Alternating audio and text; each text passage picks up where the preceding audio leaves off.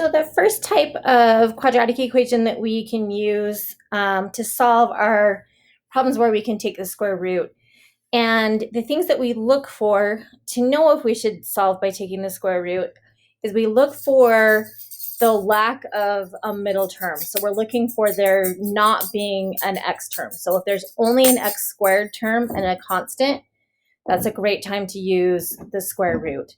And so we're going to isolate the squared term, and so we get rid of the 4 by dividing both sides by 4. And then we've got x squared is equal to 25 over 4. So that's always the first step, is we want to make sure that we isolate the squared term.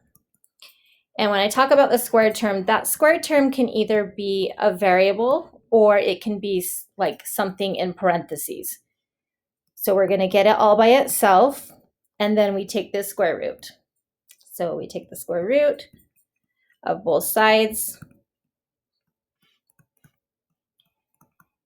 And then we want to make sure that when we take the square root of both sides, if we need to simplify further, we do.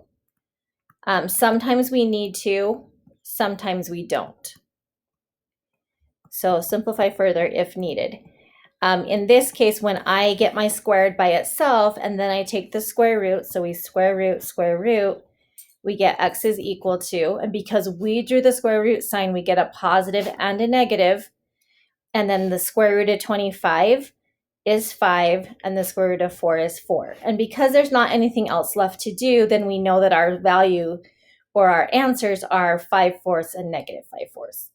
And again, you guys can write that as two separate values, or just recognize or remember that you have two answers.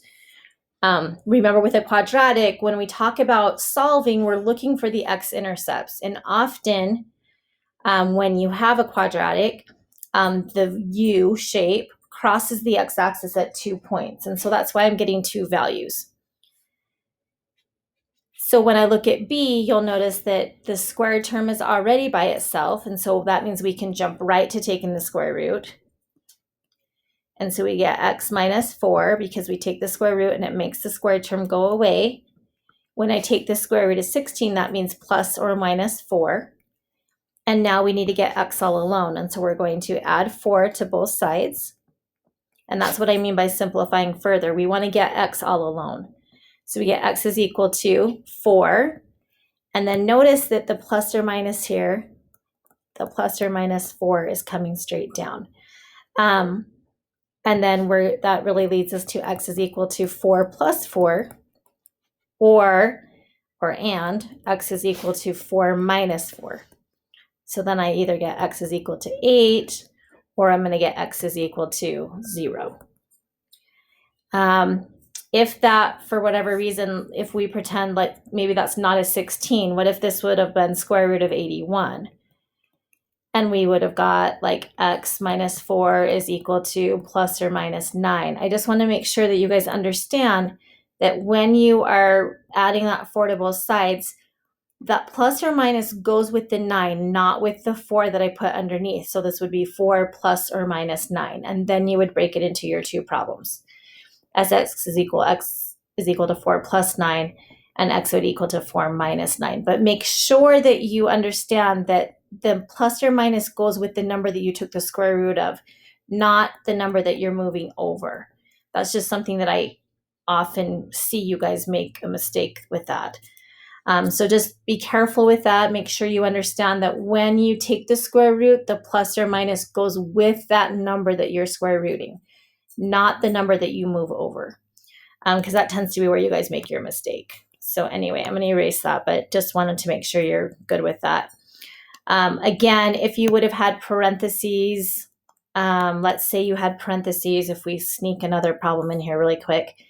If you had your parentheses, let's say it was x minus 2 squared plus 7 is equal to, I don't know what we want to do, 16.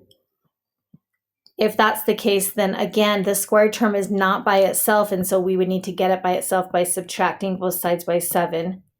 Then you would have x minus 2 squared is equal to 16 minus 7, which is 9. Then we would take the square root of both sides. And so then you'd get x minus 2 is equal to plus or minus 3, because the square root of 9 is 3. Let me erase this part.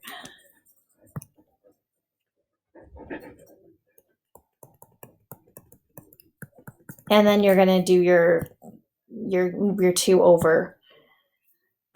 So we're going to add 2 over to both sides.